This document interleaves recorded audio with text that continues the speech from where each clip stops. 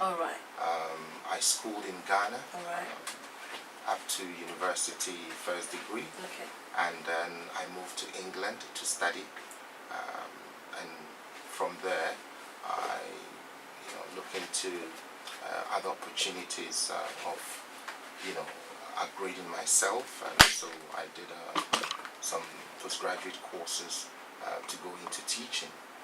And so currently I'm teaching in a school, and I was also interested in international development and global education, so I did some courses on that. And as a result of that, I managed to work with other institutions or organizations like the British Council as an ambassador for Education and School Network for 2 years. And I also did work with Action Aid as an education ambassador, where we visit schools to promote global education and to create awareness among young people about global citizenship, and also looking at global poverty and how our young people in this part of the world can empathize with young people in developing countries. That is where I'm coming from. But for the past 16 years, I've been in England doing some work with other organizations and other countries as well. All right. Growing up in Ghana, did you always want to be an educationist? Originally, my plan was to be a medical doctor. All right. Unfortunately, I couldn't get into the medical school. All right. And I was advised by one Professor Alote. I think he's a renowned theoretical physicist. All right. And then he encouraged me and said, look, don't worry. If you don't get into the medical school, you can still be a scientist. All right. So I branched into doing science. All right. And I never regretted it. And I think that it was nature taking action in terms of what nature wants you to do. And that particular area has really, really helped me to be of a blessing to other people. So I wouldn't say that I've regretted doing what I'm doing now. I think it's giving me more opportunities to work with young people and also to help transform lives in here in England and also in Africa. In Africa. That is great. So even though you didn't get to become a doctor, some way, somehow, you are still touching lives. Correct. And you are changing lives. Absolutely. Yeah, so absolutely. It turned out good after all, didn't it? Yes. That is brilliant. And you have a consultancy which is called Leading Educational Consultancy. Before we get into what your consultancy does, I want to know, how did the name come about? That's a good question. Leydin, spelled Leyden, yes, was adopted or adapted through a friend. When I started teaching, yes, a friend of mine who was a colleague offered me her apartment yes, to use because I was at that time looking for an apartment to rent. okay, And because she was so good, she said to me, you know what, you can take this apartment. I won't take any advance or whatever. You take it because of that kind of relationship we have as colleagues in the workplace. So I said to myself, because of that kind of kindness that was offered to me, I will use that name as a name for my consultancy, so that I will always remember where I started from. That is a touching story. So the lady who gave you her apartment when you were in dire need, she's called Leydin then? Is that her name? That's not her name, but that is the name of the apartment. Oh, all Where right. the building, I mean the mansion. Oh, So right. Leiden Mansion. Oh, right. That's where it was located. Absolutely. Oh, okay. So it's always a constant reminder of where you started in life. Absolutely. That is a brilliant story. Yes. So what I take from this is that we must always try to remember where we come from. Absolutely. Definitely. It's very important. Yes, yes, yeah, that's good. And so, what does Leiden Education Consultancy do? What does it do?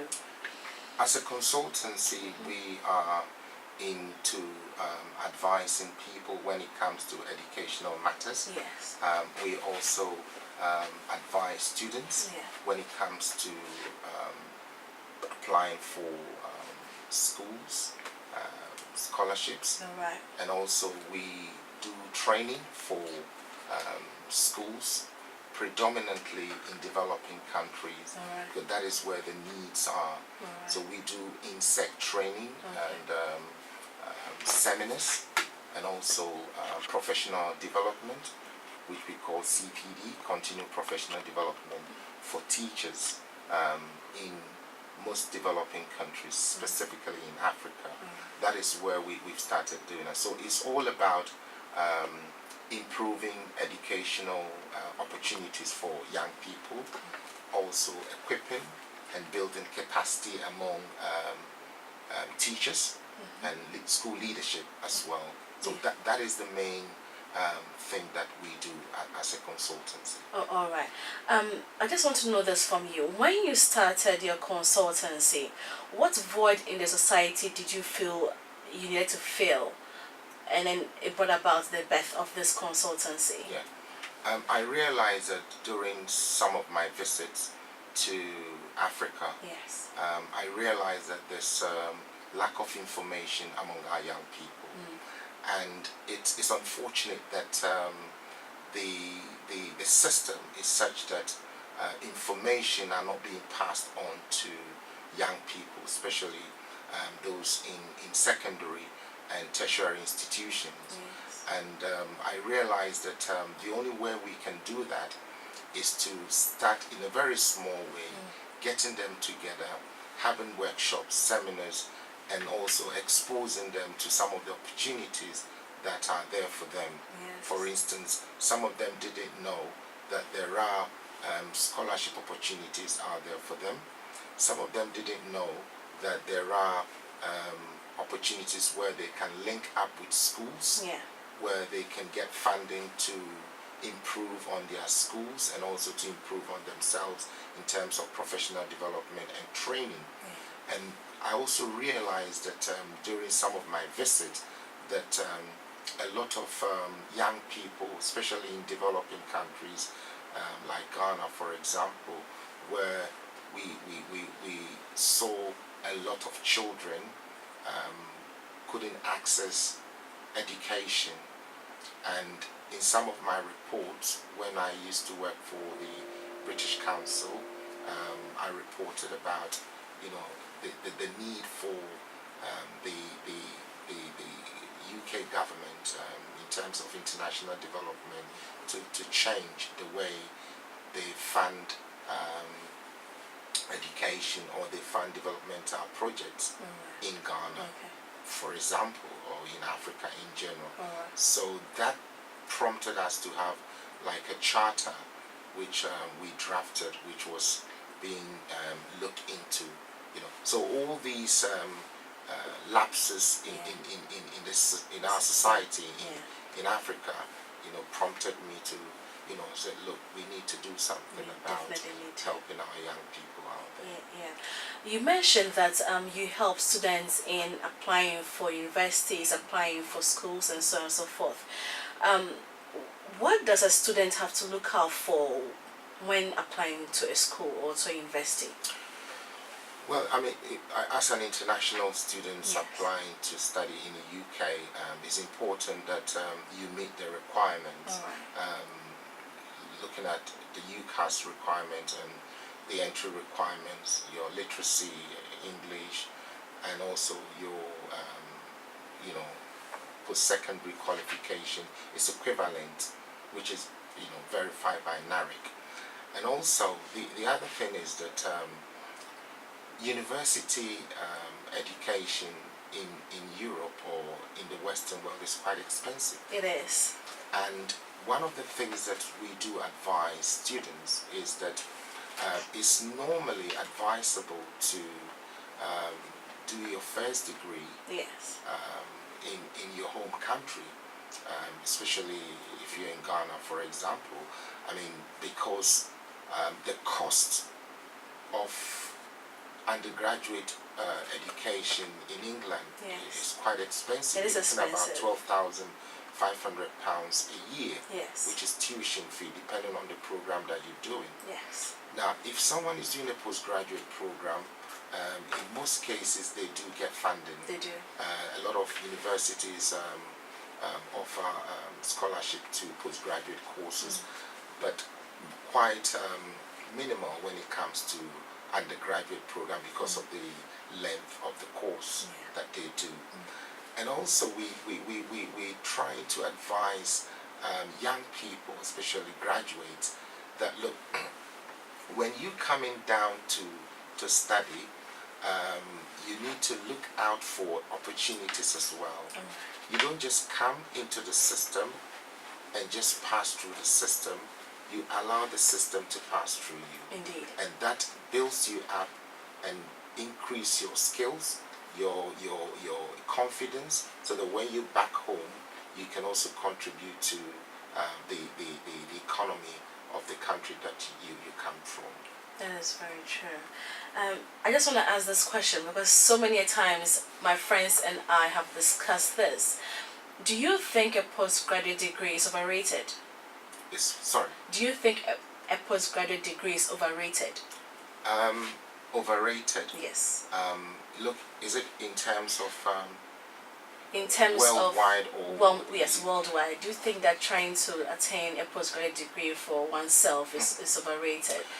Yeah, I think that it's a big thing in developing countries. Okay. I saw it that everybody wants to have a postgraduate degree, a master's degree, and if you don't have a master's degree, it's difficult to get a job in some part of the world, especially. I mean, I saw it when I was in Ghana. Yeah. Everybody is doing master's Yes. degree, but the point is not about the master's degree. Yes. I've seen students completed first degree, and because of lack of jobs, opportunities for them, in order to beat time, some of them say, well, then I'll do my master's. Now, what did you do with your undergraduate or your graduate program? What did you do with your first degree? Nothing. No skills, nothing. So you can't be employed.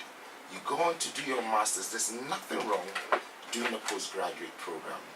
It's fine, it's good. But we need skills.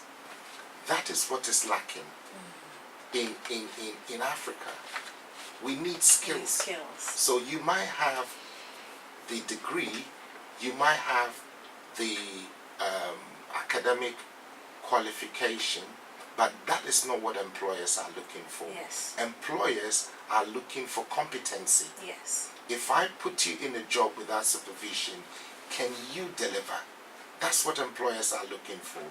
And as we know in England, it's not the degree that No, you it's have not. that gives you the job. The work skills, experience. the experience, and the technical competency. Yeah. That's what they're looking for. Indeed. And that is why we've started doing some kind of mentorship and training and coaching with some young people in Ghana, Yes. trying to help them to do things that will upskill them, not only about the degree. So postgraduate, fine, but let's look into skills development and competency. All right. And do you think companies in Africa now are willing to absorb students into their companies to train them, apprenticeship, help them to acquire these skills so they can become job ready after completion of their education? Yeah, I've seen some countries doing that. Yes, they are. But I think that African government should give them incentives All right. to attract them. I mean, for example, we had a training program in France, in Bordeaux, in south of France, Yes. where the European Union are giving companies tax cuts in order to take more young people on apprenticeship. And the problem in Africa is that a lot of companies do not get government support to take up young people. Yes. So if there is a scheme where governments can say, look, if you take 2, 3, 4 young people, your taxes will be cut down so that you can use that to mitigate the cost of your running your company. Yes. And I think that will encourage Companies, more yeah. people to do that. And that is the way forward. We should look into the middleman power. Yeah. We're not doing that. A country like Finland, one of the lowest, unemployment rate in the world. Why? How did they do it? They work with companies, they work with institutions, they work with factories to upskill young people. So before you leave school, you will be on apprenticeship training based on what you want to do. And that is helping the economy. That is what we do. Because I find out that in Africa, in Ghana, a lot of universities are being built. But the point is, are they meeting the needs of the economy? That's what we need to look into. Not just building universities to train people, but we need to build universities that will meet the needs of our economy. Young people getting skills to be employable and can even create jobs for themselves without waiting for people to set up their own businesses for them to get in. That is brilliant. All right, we have in the studio Mr. James Owusu, who is an educational consultant.